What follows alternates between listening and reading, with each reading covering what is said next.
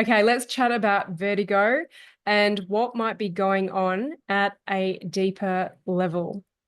And my hope is that whenever I share the overarching metaphysical meanings or the deeper emotions that might be at play, is that you actually do something with this.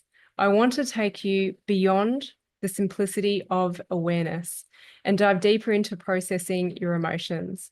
So throughout, whenever I share about various symptoms or conditions or states of being, it's so far and wide where I can go with these episodes. I want you to tune into what memories, what events, what people are coming up for you and note these down. And at the end of the podcast, I'll share with you where you can go deeper with this work. Okay, vertigo. This is definitely one of those symptoms that I can't just share on a short Instagram reel for you. I need to speak this out because there's many layers. So vertigo is this symptom that a lot of people can experience. You can get it lying down or standing up or changing position, but it's this feeling like either you're spinning in the room or the room is spinning around you. Either way, it's not the most pleasant feeling. And with any symptoms that you're experiencing, I always want you to consider physical aspects. Okay. Now, I say that 99.9% of your issues, whether they're happening symptomatically in your body or in your external life, is rooted in emotions. But sometimes I feel like people go down these emotional rabbit holes when sometimes they need a little bit of a physical intervention. So, just on a higher level, notice when it is you came to get the symptom of vertigo. How long ago did it happen? And recognize what was it that you were navigating at that time in your life. Now, was it a huge amount of stress? Or was it that you actually had a head injury? And maybe you didn't get vertigo at the time of the injury, but you're getting some of these symptoms months or years later. So addressing the physical aspect. And living in a town like Wanaka, and having been an osteo, there was a huge amount of people who had concussion injury because it's a very active, very sporty town. And there are concussion clinics set up all over the place. And it's actually a free service where you can work with a physio, you can work with osteos, you can work with a doctor to aid your recovery. So we don't want to ignore the physical completely, but most of you are here because you have explored that, or maybe you've got some resistance to it, and you're wondering what is the deeper message in this experience, which I absolutely love. So first of all, notice when is it that you first experienced this symptom and what was going on in your life, especially if it was stress or events, or was it that you actually had a physical trigger? It is still written in emotion. Why is it that you're manifesting this? Okay. The other thing is that there's all these conditions out there, and I'll say this pretty much on every episode that I talk about a condition or a part or a disease state, is that it is a subjective experience. So if you have vertigo, how does it impact your life? How do you feel about it? These are all reflective questions for you to answer, jot down, or just speak it out in your mind. How does vertigo make you feel? In what way is it impacting your life? Most often it is that it requires you to stop things. You may not be able to say yes to certain opportunities because it may trigger the vertigo, or you have a fear that it's going to trigger your vertigo. It may be that you can't look after your kids or you're unable to work. So your unique feelings about your experience, your condition, or your disease state is what we want to work with. Okay. Now, I'm going to get into what is the overarching meaning, the metaphysical meaning of being struck down with vertigo. In a nutshell, it is, where do you feel like you are losing control in your life? Now, control is really interesting. So often we are seeking control when things feel like they're in a state of chaos. The reality is, and what I've learned with this work, is that the only thing we can control is the way we choose to feel. Yet we still think we can control things. We still think we can fix things, which is the very masculine energy. Okay. So I know it's easier said than done. You can choose to feel a certain way about your vertigo. And before we have any of our conditions go away, it's recognizing that they're there to present a message to us. So they generally won't go away until we have really listened to the message they're trying to send us and we're vectored out on the message it is trying to send us.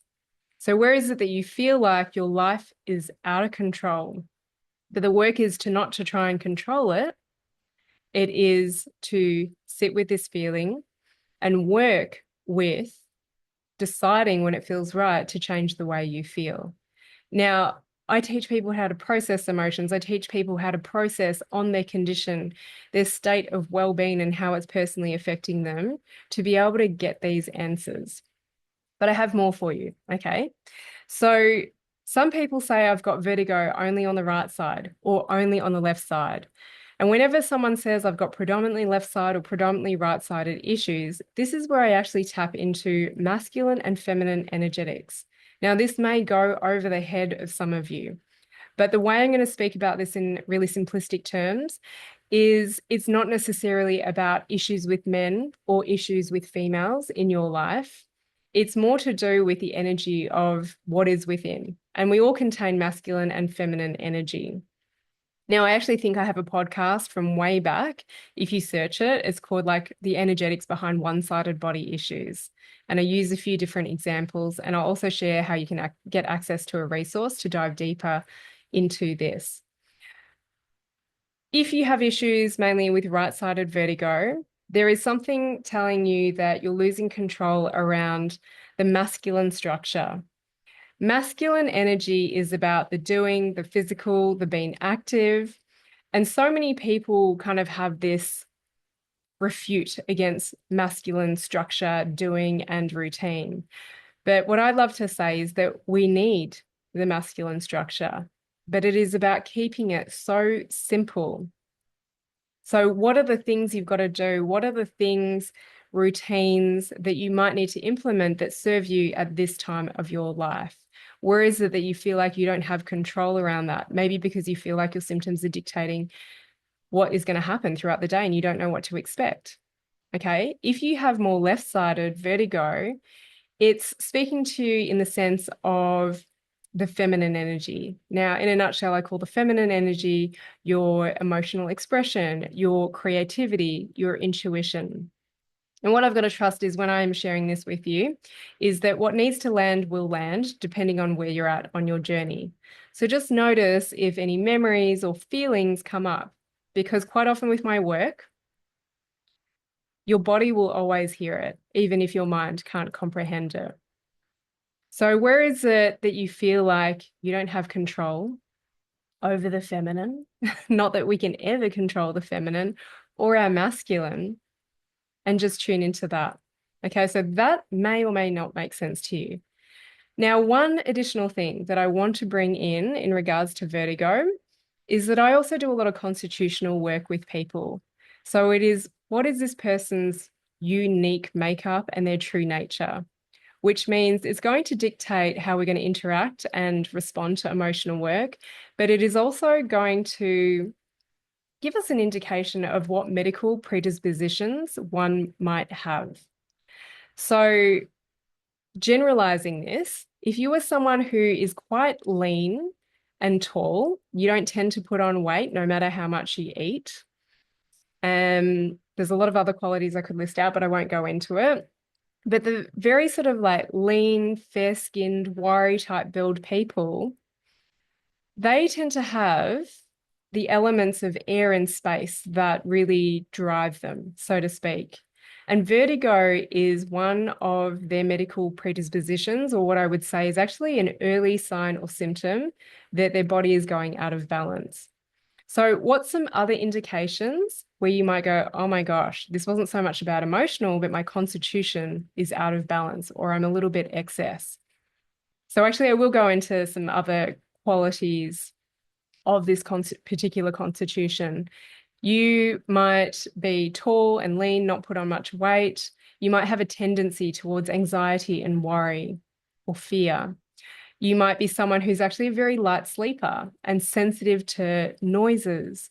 You might find that in social environments, you don't do well when there is a lot of people. It's quite overwhelming.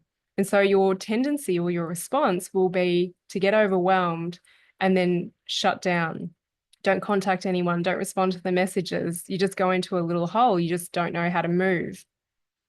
Constipation is also quite significant in this constitution. So constipation, bloating, a lot of air. I said air and space, cramping, twitching in the muscles. Anyway, there's lots of other things. I won't go into a whole barrage of them. I'm probably going to record another podcast about this particular constitution. But what I notice about these people is that they are very spiritually connected. Now, I think that we are all spiritually connected, but these type of bodybuild person and their internal state is very spiritually connected. And sometimes it can get misinterpreted. And sometimes you might feel a little bit crazy and off the charts. And I see that this starts to create that movement, that excessiveness of the dizziness and the vertigo.